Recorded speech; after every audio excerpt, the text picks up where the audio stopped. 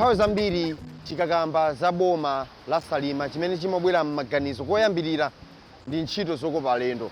Chifukwa kuti kuno boma la Salima kuli nyanja yokongola kwambiri imene anthu amapha magwacha kudzera mu njira zosiyanasiyana. Koma lero tili m'boma la Salima kufuna kuona kuti kodi ndi ntchito zina ziti kupatula zokopa alendo zimene anthu agwiritsa ntchito kuti azipeza ndalama zowathandizira pa moyo wawo wa tsiku ndi tsiku. Lero tikutengerani ku Malawi Mangoes kumene anthu kumeneko akupha magwacha kudzera mulimi wa mango. Kunyanja muso muli ulimi, koma imeneyi ndi nkhani ya tsiku lina. Tizabweranso kuzakuwuzani kuti kodi anthu akupha bwanji magwacha kudzera mu nyanja ya Malawi. Koma lero tifuna tikutengereni ku Mango Factory. Takani kumwe.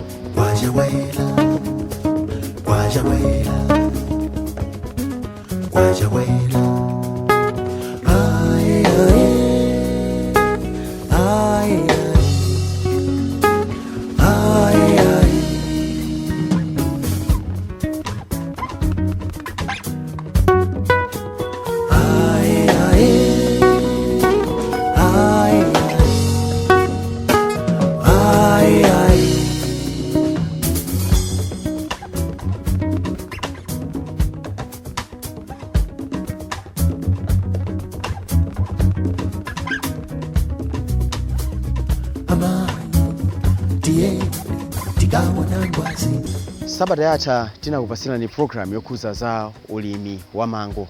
Program imeneyi tinacheza ndi Joe Manduwa amene amatiuza phindu limene iwo ngati munthu amapeza makamaka pa kudzera mu ulimi wa mango.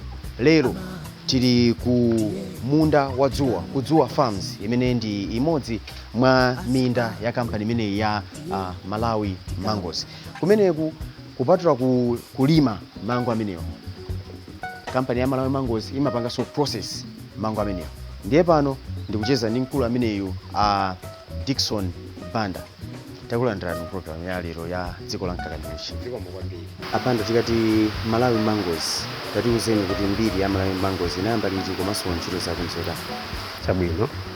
Malawi Mangoes inayamba kanthawi kuyambira mwina chake cha 2009 pamene zinthu zimachitika ngati masave tingayike kuti kampani chani kufika na 2011 pamene ulimi weniweni wa mango unayambika.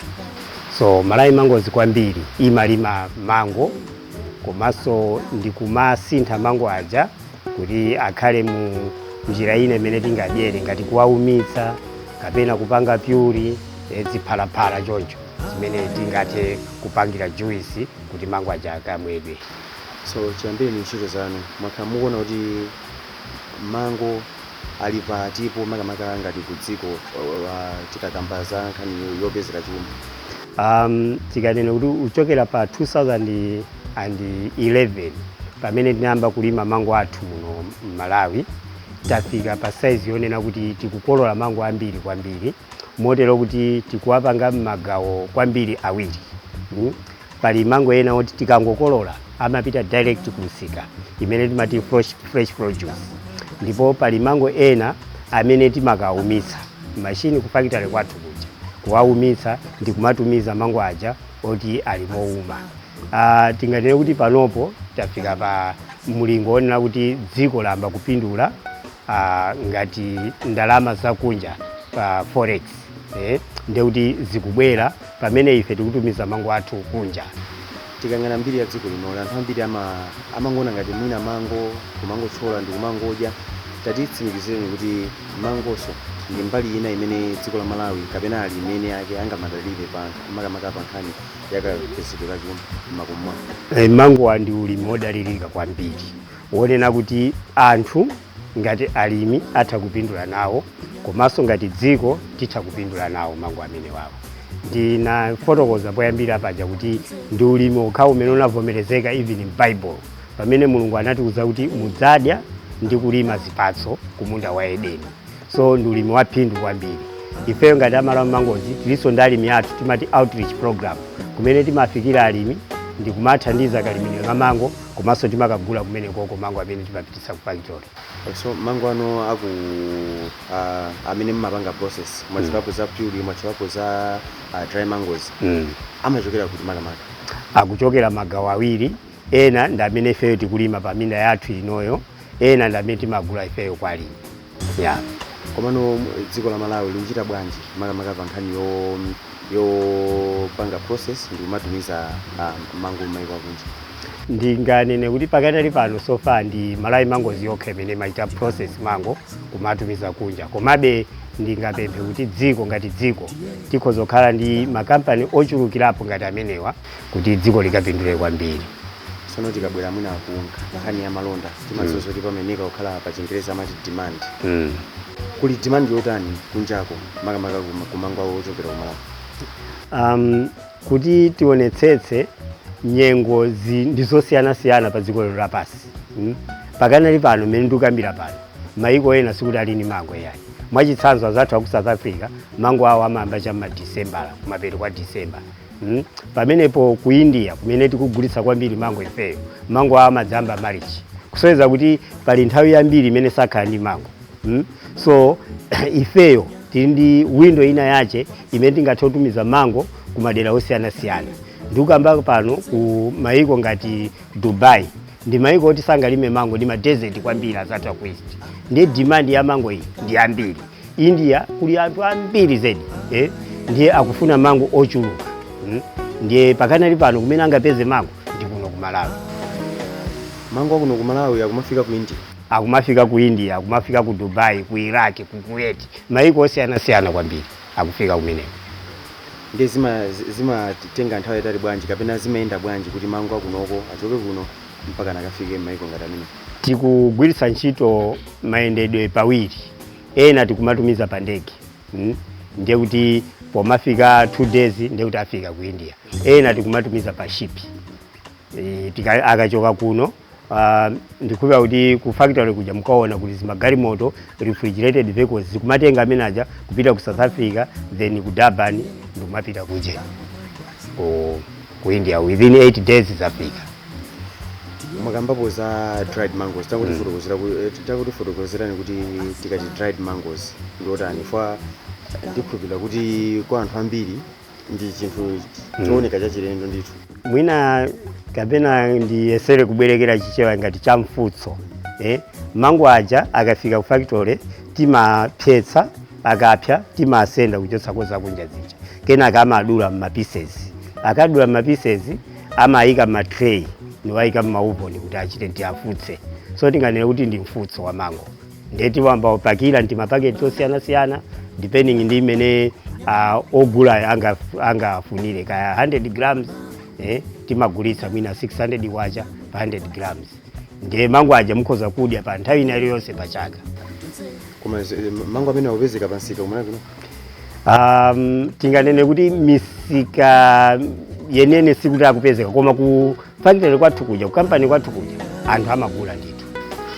Ndi kutsatira ntchito zimene mukugwira ndi anthu ochuluka bwanji amene mwalemba ntchito apeza mwayi wa ntchito company imene? Ndi anthu ambiri amene ali ndi mwayi wa ntchito. Pakanali pano ngati ku farm kwathu kuno tili ndi anthu pa 150,000 so 150 ya amene tili nawo. Koma depending ndi gawo la chaka anthu amachulukirapo. Mwachitsanzo pano pamene tichita harvest ndiye kuti ndi anthu ambiri kwambiri. Mwina 300 atakufika. Mwachulapo makamaka kuti mayiko ena tikumatha kupitisa mango athu mayiko osiyana-siyana. Tango ndifotokozerani kuti ndi potential yanji ndikuthekera kotani kumene mango ali nako kubweretsa chuma m'dziko muno, komanso kuti ngati dziko chomwe chikuyenera kuchitika ndi chani kuti tifikire pa mlingo kuti tikutumiza tikupanga pa Chingerezi tikuzoneza kuti tikupanga meet demand imene iliko ku mayiko akunja? Monga mmene ndafotokozera mayiko azathu ambiri, mwachitsanzo India imene ndimafotokoza, ndi anthu ochuluka kwambiri tikukamba mabiliyoni anthu kusiyana ndi kuno ku Malawi. Ndiye kuti anthu amene afuna kudya. Ndiye mango ndikhupa kuti mmadziwa bwino kuti pa scientific name amati Mangifera indica. Nza ku India amazikonda kwambiri anthu amene wawo zipatso za mango. kusonyeza kuti potential kapena msika demand kunjako ndi yayikulu kwambiri. Zingufunikira ife a Malawi kukhala organized ndi kulima ulimi wa mango. Kutengera kuti mango amakhala ndi nthawi yake kuti ndi a season. Tingatani kuti dziko la Malawi mwina chaka chonsechi lizikhala likuchitabe malonda amango ndizotheka zo? Ndizotheka.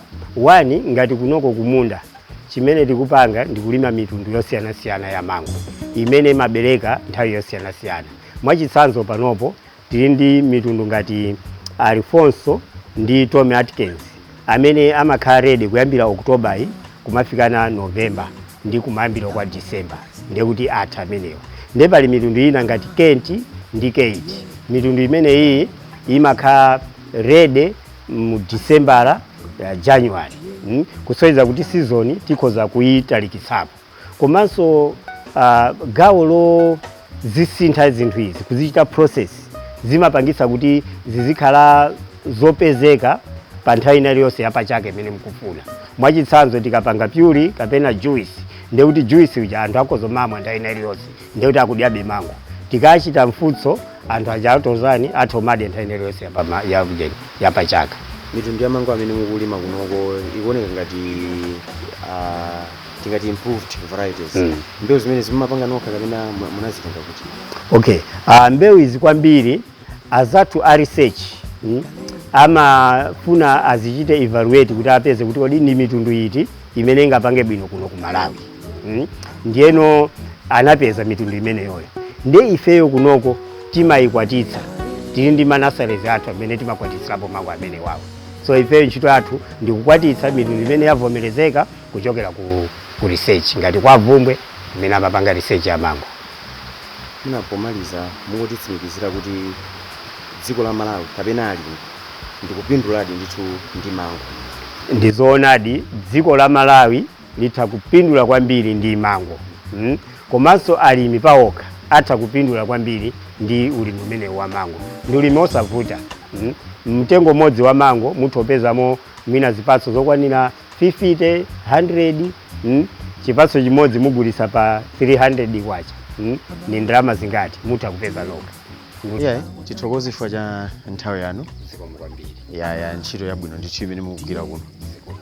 I hope kuti mutitcholera ku mango.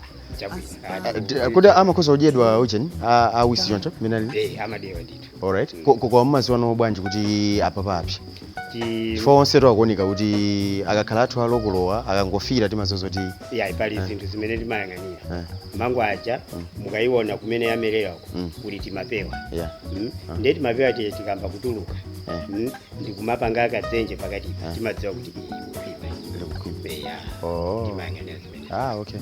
Tathokoza. Akuluakulu. Tathokoza athu. Pepani takusokonezani. Pitizani kugwira ntchito.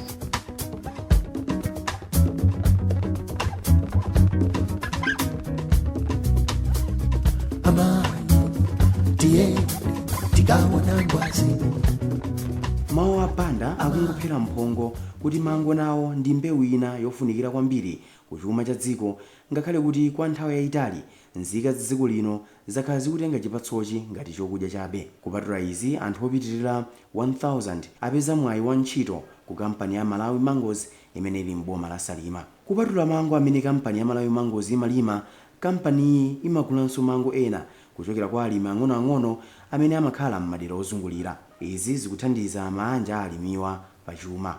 Tikatengera za chiwerengero cha anthu, tili ndi anthu 150 amene akugwira ntchito ngati ma permanent workers. Pamapapa amenewo tilinso ndi ena amene timagwiritsa ntchito amalowa pa period ngati ma casual workers. Ndikuti pa nyengo yochepa kutengera ndi peak ya operation imene ilipo pa nthawi imeneyi. Ndi pakali pano tili ndi anthu 50 amene akugwira ntchito zosiyanasiyana. Komanso tili ndi anthu ena amene akukolola mango oposera 160 under ma contractors 4. Ulimi wathu wa mango tili ndi ma challenges angapo mmene mafotokozera. Tili ndi mbali ya matenda. Komanso monga mukuonera mbewu yathu iyi imafuna madzi. Ndoti timathirira pamene tili pano ndi structure imene timalandirira madzi ndi kutumiza m'maotchadi mwathu. Ndi challenge yayikulu imene timakhala nayo ndi kuzimazima kwa magetsi. Magetsi akazima ndi kuti zimayimika ntchito yathu yoti titumize madzi ku mabloko athu amango. Pakali pano ngati njira imodzi yochepetserako mavuto amenewo timakhala ndi ma standby generator amene magetsi akazima timayatsa ndi kumatha kumathirira. Komabe chifukwa choyang'ana kuti tikathirira nthawi yayitali kugwiritsa ntchito ma genset amenewo, cost yake imakhala yokulirapo kusiyana ndi kugwiritsa ntchito mphamvu ya magetsi a sipombo. Ndi mbaliyo timakhala kuti tili ndi standby generator kuti pa nthawi imene ili yofunikira kwambiri chifukwa ndi kudzera mu system yomweyo timathanso kumathirira fertilizer wathu. Ndi tikufuna kuthira fertilizer sitingamadumpitse ya pa nthawi yofunikirayo tithire. Ndi timakhala kuti pa nthawi imeneyo tikufuna kuthirira ndi timaliza ma genset ndi kuthirira fertilizer wathu.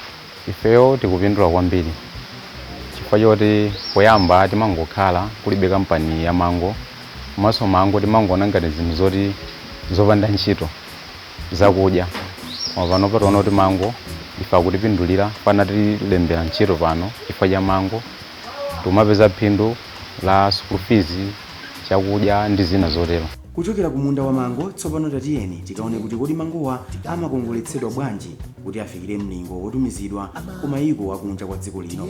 Kutsatira mauthenga osiyanasiyana amene inu mwakhala mukutitumizira titacheza ndi Joe Manduwa makamaka pa nkhani yokhudza ulimi wa mango. Izi zatipangisa Ifa Times kuti tipite ku chigawo chapakati mboma lino la Salima kuti tikaone kuti kodi mango angathandize bwanji kutukula dziko lino. Chifukwa ambiri ife timangodziwa mango ngati chakudya, ngati chipaso imene timangodya, koma kuno mango amenewa akupangidwa mu zinthu zosiyanasiyana zimene zikupereka moyo wa ntchito kwa anthu osiyanasiyana, komanso zikuthandiza kukweza chitukuko cha dziko lino makamaka pobweretsa ndalama zakunja, pa Chingerezi timati foreign currency.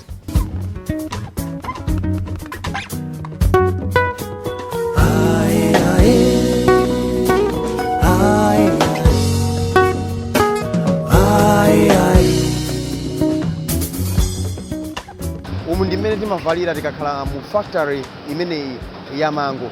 Mmene mukuonera kumbuyo mango akupangidwa zinthu zosiyanasiyana muno mu factory. Ena akumapanga grade, kuwapanga paki mabokosi ngati mmene mukuoneramo. Amenewa akumapita kunja kwa dziko lino kumene anthu kumeneko amakadya mmene kunoko timadyera mango. Koma mango ena akumadula nziduswa zosiyanasiyana kupanga zomwe akunena kuti dried mangoes. Ndipo sichedwa pompa ndikhala ndikucheza ndi mkulu wa factory ino amene ndi William Matapa. Pano pa factory pano zinthu zimene tikupanga ndi zinthu ziwiri pakali pano. Tikupanga mango amene a fresh amene mukuwaona ku background iko, komanso timapanga mango a dried, mango oumitsa. So mmene timapangira first grade mango ndi mmene tikupanga export imene mukuona ku background.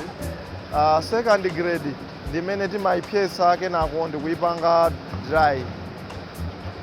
Tikati mango opanga dry kukamba sajani makamaka. Mango opanga dry process yake you see mkatimo amatenga mango akupya and then amasenda kenako ndikuwapanga slice ndikuwadusa kwaika nti ma strips kwapanga treat and then we dry them maovuni for about 12 to 18 hours. Mango opanga dry wati ndi misika ingapo, ina mwa iyo ndi ku Europe. Mulimi wa mango ndikoza kutsimikizana kuti muli phindu. Mukutati muone ma volumes amene tikufuna tipange chaka chinoyi ndi about plan yake ndi 80 tons finished product dry. Ndikuti mmene titalowetse mango mmene momo nda pafupifupi 700 to 800 metric tons yoti tilowetse mango kuti tipangire dry 80 tons. Mukati muone fresh plan ndionena kuti we want to export pafupifupi 400 metric tons ya Afonso ndi 100 metric tons ya 400 metric tons ya Tome, 100 metric tons ya Afonso. So in total about 500 metric tons. So ndi mango ndithu ambiri. Mukapanga adi 800 plus 500 muona kuti ndi manambala ndithu akuluakulu amenewo. Komanso on top of that enanso tikugulisa local. Ndemuona ngatiti onse amene timayenera kulandira kuchokera ku farm ndi 1,900 metric tons of mango. At the moment tikumagulisa so pa factory pompo small volumes mango are dry, koma huge quantity zambiri zikumatuluka. Mango amene tili ndi ma sources athu awiri from ku farm, our own farms, ndi ena amachokera ku outreach.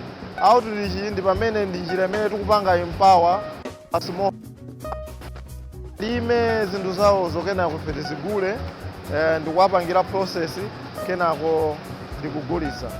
Mangowa akupita m'misika yambiri yosiyanasiyana.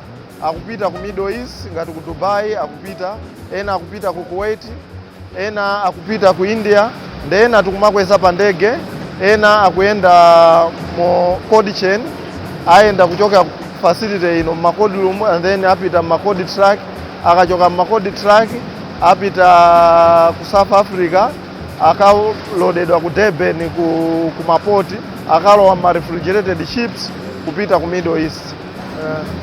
Yuli ndi chiphalaphala chimene timapanga extract kuchokera ku mango. Timachotsamo ma fiber, timachotsa nthanga, timachotsa seed imene nthangala yankati. So imene imakhala ndi chiphalaphala. Ndi makampani ena amakasungunula chimenecho nkumapanga ma juice. Anthu mdziko muno akazazindikira kuti mango ndithu ndi mgodi wa chuma, mwinatu ndi pomwe dziko la Malawi lizayambe kuyika chidwi chokwanira ku mbewu zina zimenenso zili ndi kuthekera kwakukulu pobweretsa chuma mdziko muno. Ndine Eric Nsikiti, mwakoma nonse.